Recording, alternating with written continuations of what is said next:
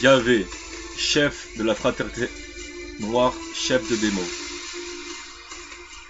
Les mages noirs déroulaient de vieux parchemins et demeuraient stupéfaits en lisant les innombrables degrés que possédait Belzébuth. Et comme ils les avaient soi-disant trahis, quelques-uns commentaient la situation en disant « Maintenant il ne nous reste plus que le chef Yahvé, le patron. Si lui nous abandonne, nous sommes perdus. » Furieux, Yahvé lui répondit « Traître, misérable canaille, tu t'es laissé convaincre par Anewar, mais Anewar n'a pas tes degrés ni les miens. Remarque que tu suis le mauvais chemin. » Yahvé lui dit alors « Maudit, maudit sois-tu, ma malédiction te poursuivra éternellement. » Mais Belzébuth lui répondit en souriant « Ta malédiction ne me touche pas, car je suis protégé par la loge blanche. » Et après que Bel eut parlé, Yahvé se retourna contre moi en me disant « C'est toi que je dois attaquer, car c'est toi qui es responsable de tout cela. » Et aussitôt il m'attaqua avec tout son sinistre pouvoir occulte, mais je le conjurai facilement et je le mis en déroute. Il faut savoir que Yahvé est un ange déchu et un démon terriblement pervers, adorateur de sang et de sacrifices. Ce n'est pas pour rien qu'il a accaparé tout le peuple sémite d'Israël, afin de pouvoir lui donner tous ses pouvoirs de façon exclusive et jalouse.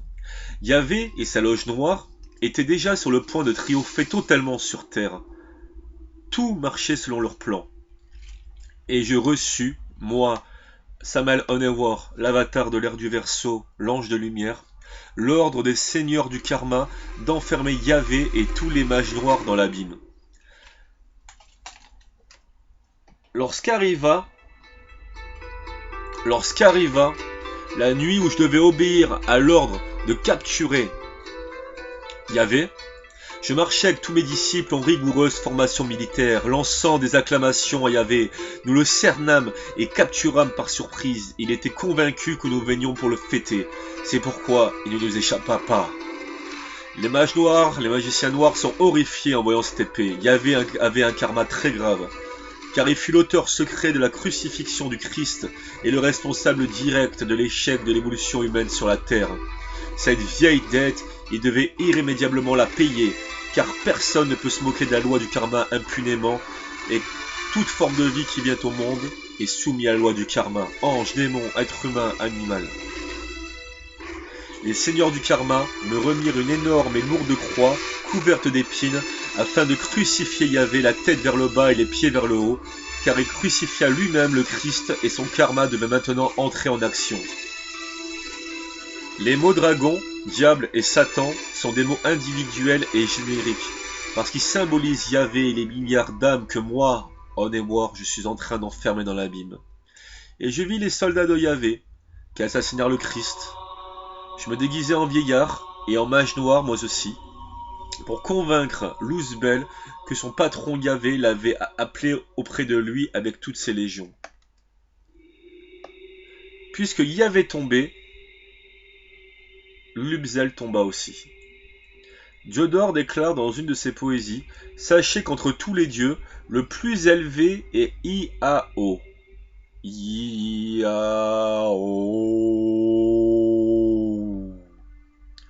Hadès est l'hiver.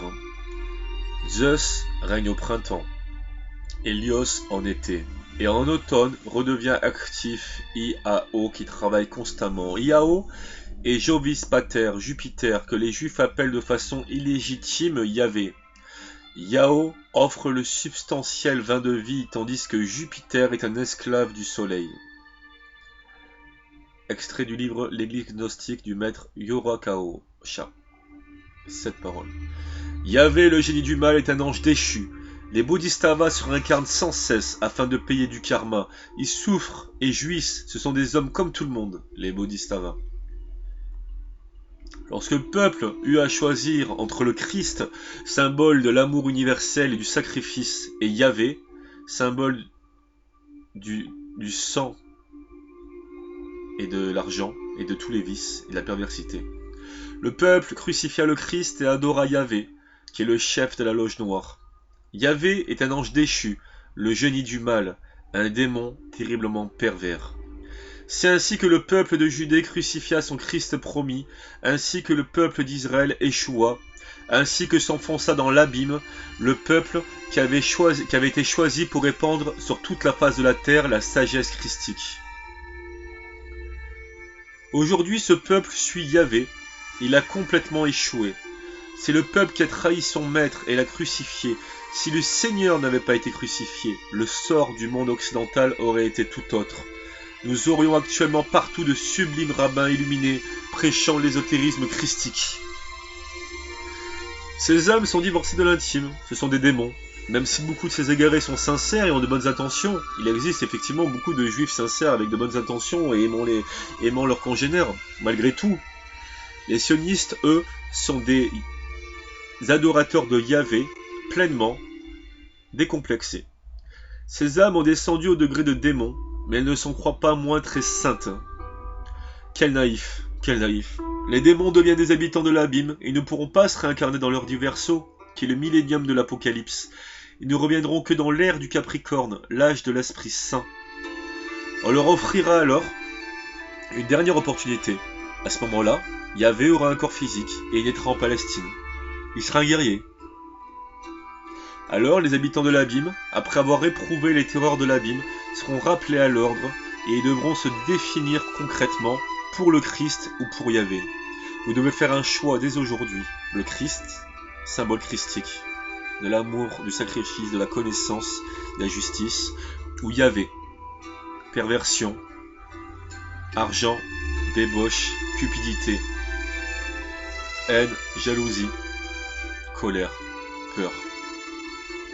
Les Juifs présenteront alors Yahvé comme l'authentique Messie promis, et les personnalités définitivement perverses, telles Attali, Bernard-Henri Lévy, Aziza, suivront Yahvé dans l'abîme et finiront par se désintégrer après plusieurs éternités avec lui. Le vénérable vieillard se servit de cette expression et de beaucoup d'autres pour défendre l'éjaculation séminale du sperme. Ce fut alors que nous avons commencé à suspecter la sainteté de ce saint. Nous avons commencé à douter. Cet ancien serait-il un magicien noir?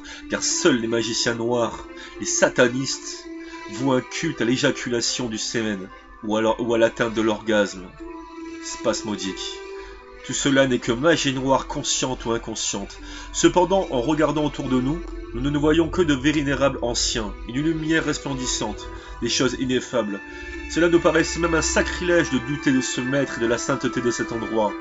Mais le doute mortifiant malgré tout, malgré nos raisonnements, mes collègues de la Loge Blanche et moi-même continuaient à nous accabler profondément. Ce fut alors que l'un de nous, voulant sortir du doute irrémédiablement, se mit debout et lança ces phrases. « Vive le Christ, Abba Yahvé !» Christ et Yahvé sont les deux antithèses. Christ lumière, Yahvé ténèbres. Christ magie blanche, Yahvé magie noire. Yahvé est ce démon qui a tenté le Christ sur la montagne. Yahvé est un démon terriblement pervers. Il est le chef de la magistrature noire. Lorsque nous avons crié « Vive le Christ !» et Abba Yahvé, la loge noire s'est alors retournée contre nous, pleine de colère, car les mages noirs, les magiciens noirs, les satanistes adorent Yahvé. Ils suivent Yahvé. Voilà ce qui s'est passé cette nuit-là dans ce temple du monde du mental. Lorsque ces saints hommes, au vénérable et auguste aspect, entendirent ce vive le Christ et ce bas à Yahvé, ces soi-disant saints hommes, il se produisit une chose horrible. Le saint visage du vénérable vieillard qui parlait changea, se transforma, devint blême de colère. Ce que nous vîmes alors est au-delà de tout ce que l'on peut imaginer. Cette face devint horrible. Les saints vieillards se démasquèrent. Ils étaient en réalité de véritables princes des ténèbres, de terribles magiciens noirs du monde mental, spirituel, cosmique. Ils nous insultèrent, nous abreuvant d'injures dignes de la grande prostituée, dont le nombre est 666 et qui trône actuellement en tant que statue de la liberté. Ils nous attaquèrent violemment. Nous dûmes dégainer notre épée flamigère pour nous défendre, puis nous nous éloignâmes de cet antre de magie noire que nous avions cru auparavant être un temple de sainteté. Que nenni! La terre est dirigée par le Christ et par Yahvé, qui vivent en éternelle lutte continuelle. Le Christ est le chef des dieux, et Yahvé est le chef des démons. Psaume 1961 MP/MP03 La Grande Bataille. Yahvé, ce démon terriblement pervers qui a tenté le Christ sur la montagne, et pour le tenter, il lui a dit « Tabato, tous ces royaumes du monde, avec leur gloire et leur richesse, si je te les donnerai, si tu t'agenouilles devant moi et m'adores. » Alors Jésus lui dit « Arrière, Satan, retire-toi, Satan, car il est écrit, tu ne tenteras pas le Seigneur ton Dieu, c'est lui que tu adoreras, et à lui seul que tu obéiras. » Yahvé est un ange déchu extrêmement pervers. Yahvé est le génie du mal. Le Christ est le chef de la grande loge blanche et Yahvé, son antithèse, est le chef de la grande loge noire. Les pouvoirs de la lumière des ténèbres vivent en lutte éternelle et cette lutte a sa racine dans le sexe. Le sémen, le sperme et le champ de bataille. Dans le sperme, les anges et les démons se battent à mort. Le centre du grand conflit qui oppose anges et démons est dans le sexe, c'est là qu'est le problème. Là qu'est la racine de toutes les doctrines blanches et noires. Le Christ a son programme d'action, Yahvé a le sien. Les élus suivent le Christ, mais la grande majorité des êtres humains, hélas, suivent fanatiquement Yahvé.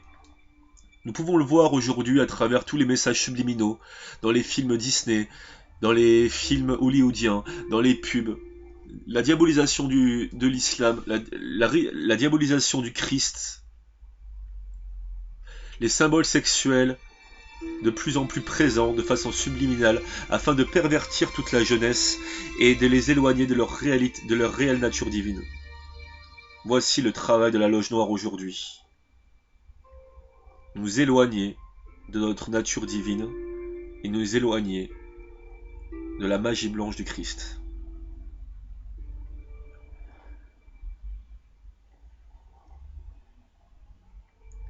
Les deux édifices sont magnifiques. On parle, aux deux endroits, de la vérité et de la justice. Dans les deux temples règne l'ordre et la culture. Dans les deux temples, on parle de sainteté et d'amour. Le lecteur s'en étonnerait sans doute, et se demandera, comment est-il possible que dans les temples du mal, on parle de sainteté et d'amour? Bien-aimés lecteurs, ne soyez pas déconcertés, je vous en prie. Rappelez-vous, mes frères, que les chevaliers du Graal noir, les templiers noirs, sont des loups déguisés en agneaux. Cela plaît aux adeptes de la main gauche d'éjaculer leur sémen christonique. Le sémen et l'Esprit Saint. C'est pourquoi ils sont des magiciens noirs. Leur philosophie est la philosophie de la fatalité. Tout ce qui est bon pour eux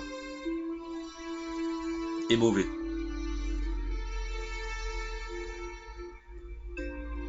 Et tout ce qui est bon est pour eux mauvais. Et tout ce qui est mauvais est pour eux bon. La doctrine de Yahvé est pour eux divine. La doctrine du Christ est pour eux diabolique. Les seigneurs des ténèbres abhorrent le Christ. Les fils de l'abîme abhorrent la mère divine. Dans leur domaine, ils attaquent violemment quiconque invoque la mère divine ou son fils bien-aimé, le Christ. Dans le temple de Montserrat resplendit glorieusement la calice d'argent contenant le sang du Rédempteur du monde. Dans le temple de Salamanque resplendissent les ténèbres du Graal noir. Dans le temple de Montserrat sont célébrées les fêtes cosmiques. Dans le temple de Salamanque, on célèbre des danses profanes et de répugnants Shabbat. Les chevaliers du Saint Graal adorent le Christ et la Mère divine, les Templiers blancs. Au contraire des chevaliers du Graal noir, les Templiers noirs, qui eux adorent Yahvé et l'ombre fatale de la grande nature, cette tombe est appelée Santa Maria. Le royaume de Santa Maria, c'est l'abîme. La grande bataille entre les pouvoirs de la lumière et les des ténèbres est aussi vieille que l'éternité. Quiconque voit l'élégant palais de Yahvé Sémo est ébloui par le luxe et la gaieté qui y règne. Il y rencontrera des milliers de magiciennes noires, dotées d'une terrible beauté maligne. L'âme inexpérimentée qui pénètre dans ces régions du mal pourrait s'égarer sur le sentier de l'erreur et tomber pour toujours dans l'abîme de perdition. La beauté maligne de Naéma, le démon de la perversion est dangereuse. La beauté de Naéma est la fatalité. Ceux qui ont tellement aimé, ces êtres qui se sont jurés amour éternel, auraient pu être heureux. Malheureusement, charmés par la beauté de Naéma, ils ont adoré la femme d'autrui et sont tombés dans l'abîme du désespoir. Dans le palais de Yahvé Sémo resplendit de manière fatale la beauté de Naéma. Iao a Diodore et Jovis Pater, et Jupiter que les Juifs appellent de façon illégitime Yahvé. Iao offre le substantiel vin de vie, tandis que Jupiter est un esclave du soleil. Dans le temple des souvenirs, qu'on appelle aussi l'Akasha, est écrite l'histoire de cet ange appelé Yahvé. Saturnin d'Antioche, le grand kabbaliste, dit que Yahvé est un ange déchu, le génie du diable, le génie du mal, le diable. Yahvé est un démon terriblement pervers. Yahvé est ce démon qui a tenté le Christ dans le désert et qui l'a conduit sur notre montagne pour lui dire « Itabo, tous ces royaumes du monde avec toutes leurs richesses seront à toi si tu t'agenouilles devant moi et m'adores. » Yahvé a appelé le peuple juif « mon peuple élu ». C'est Yahvé qui a appelé le peuple juif « mon peuple élu ». Les juifs ont confondu intentionnellement Yahvé avec le Seigneur Jéhovah. Yahvé fut un hiérophant de la Lémurie. Il eut son épouse prêtresse, et il fut un ange, avec un corps humain, à son époque. Maître Yahvé était un guerrier de la lumière, à la base, un grand prêtre du rayon de la force, et, à cause de sa haute dignité sacerdotale, il avait le droit légitime de porter casque et armure, écu et épée en or pur. L'épouse prêtresse de Yahvé était assurément une dame adepte. Dans les temps anciens, les castes guerrières et sacerdotales se développaient chacune indépendamment. Il y avait cependant des exceptions, comme dans le cas de Yahvé, qui était prêtre et guerrier. Dans l'ambiance de la Lémurie rôdaient les Lucifères de l'antique Terre-Lune. Ils étaient en quête de prosélytes et ils les trouvèrent. Yahvé fut l'un de ces prosélytes. Yahvé se fit disciple de cette ténébreuse sublunaire et pratiqua la magie sexuelle noire avec renversement du vase d'Hermès. Yahvé le fit intentionnellement. Aujourd'hui, nous vivons dans une société qui fait tout pour nous conditionner à renverser ce fameux vase d'Hermès. Pornographie, éjaculation, masturbation recommandée même par les psychologues et les psychiatres, et même les plus gros pervers qui sortent de prison sans même avoir de peine considérable. C'est la science des bons et Dukpa au bonnet rouge. Le résultat fut la fatalité. Le serpent igné descendit, s'enfonça dans les enfers atomiques de l'homme, et Yahvé se transforma en un démon terriblement pervers. Cette histoire est écrite dans l'Akasha, les archives akashées que vous pouvez tous consulter en partant dans l'astral avec votre essence divine, votre conscience. Yahvé est devenu membre d'un temple de tantrisme noir de la Lémurie. Son épouse prêtresse n'a jamais accepté la magie sexuelle avec renversement dans la coupe d'Hermès. Yahvé est tombé avec une autre femme. Les efforts que fit Yahvé pour convaincre son épouse prêtresse se révélèrent inutiles. Elle refusa d'entrer dans le temple noir. Ce fut là la fin de ce mariage. La dame adepte n'a pas voulu entrer sur le chemin noir. Aujourd'hui, cette dame adepte est un ange ineffable des mondes supérieurs.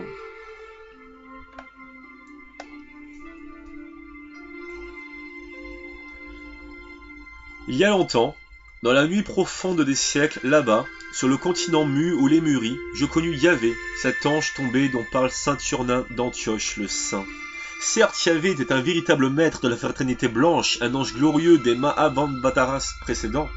Le plus grave, c'est que cet homme tant aimé étant vénéré de tout le monde, cela s'a convaincre, et qu'il pratiqua ce type pernicieux de magie sexuelle avec différentes femmes. Il est clair que le serpent igné de nos pouvoirs magiques descendit alors par le canal médulaire de Yahvé, et se projeta alors vers le bas à partir du coccyx, formant et développant ainsi dans son corps astral l'abominable organe kundartigateur. Il faut savoir que c'est à cause de l'organe kundartigateur que nous sommes éloignés de nos pouvoirs divins, notre nature divine. Au contraire, si nous invoquons la mère divine Kundalini, nous pouvons retrouver nos pouvoirs divins, notre éternité et notre immortalité, dans l'amour et les sacrifices pour autrui. Nous avons rencontré plusieurs fois dans les mondes supérieurs l'épouse prêtresse de Yahvé. Elle est un ange ineffable. Yahvé est ce démon qui tenta Jésus, le Christ, dans le désert, et qui lui dit durant le jeûne, « Si tu es fils de Dieu, ordonne à cette pierre qu'elle devienne du pain. » Les Saintes Écritures racontent que Yahvé emmena alors Jésus, le grand Kabir, sur une haute montagne et qu'il lui dit pour le tenter, « Tabato, tous ces royaumes du monde, je les donnerai si tu t'agenouilles pour m'adorer. » Les Écritures disent que Yahvé emmena finalement Jésus à Jérusalem, où il le plaça sur le pinacle du temple et il lui dit, « Si tu es fils de Dieu, jette-toi d'ici en bas, car il est écrit, il donnera pour toi des ordres à ses anges, afin qu'ils te gardent, et encore sur leurs mains, ils te porteront, de peur que tu ne heurtes du pied quelques pierres. » Mais Jésus lui répondit, « Il est dit, tu ne tenteras pas le Seigneur ton Dieu. » Ainsi, ayant épuisé toute tentation, Yahvé s'éloigna de lui pour un certain temps. Là-bas, Très à l'intérieur, au-delà du corps, des sentiments et du mental, nous trouverons l'enfant Horus, l'esprit divin, notre être réel, divin, éternel et immortel, dans les bras de sa mère divine Kundalini, Isis.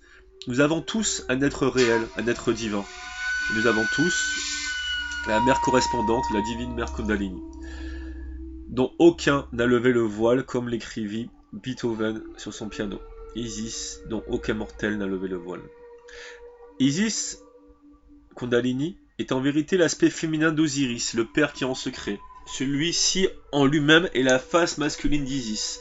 Les deux sont le Iodé-Ève des Hébreux, Jéhovah ou Jéhovah que les juifs de ces temps du Kali Yuga confondirent intentionnellement avec Yahvé, lequel, comme dit Saturnin d'Antioche, est le génie du mal, le diable.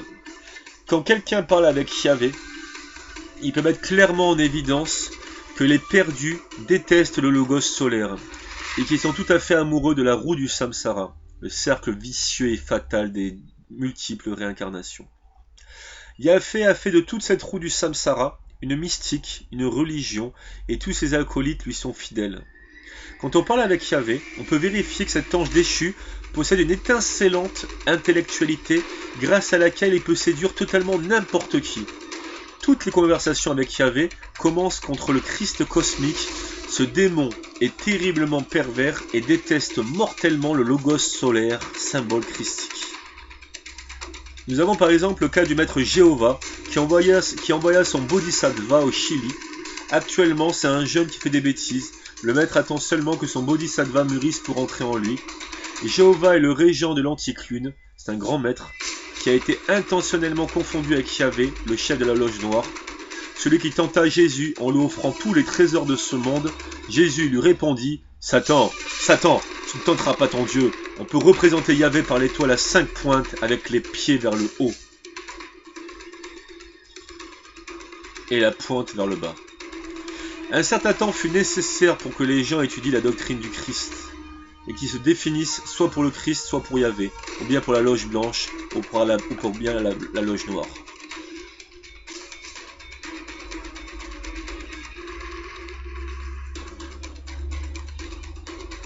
Et voilà, c'était donc un texte sur Yahvé, chef de la fraternité noire, chef des démons, le véritable dieu ou démon que vénèrent aujourd'hui les juifs, inconsciemment, sans savoir qui il est réellement. Par contre, les sionistes vénèrent Yahvé, mais ils savent qui il est réellement. Le véritable testament de Yahvé, démon adorateur de sang et de sacrifices humains, c'est le Talmud. Merci de m'avoir écouté. Merci d'avoir suivi ce texte. Et à bientôt pour de nouvelles aventures.